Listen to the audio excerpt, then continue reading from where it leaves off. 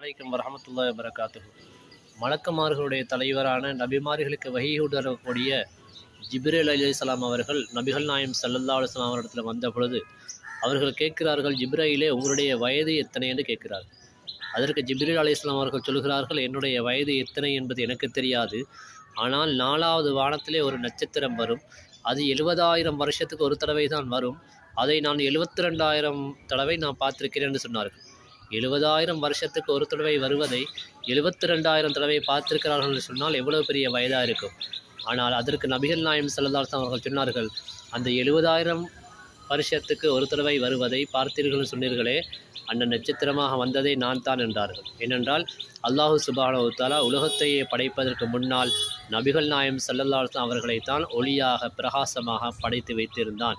அவர்கள்தான் அந்த 4வது வானத்திலே ஜிப்ரீல் அலைஹிஸ்ஸலாம் அவர்களுக்கு நட்சத்திரமாக தோன்றியவர்கள்.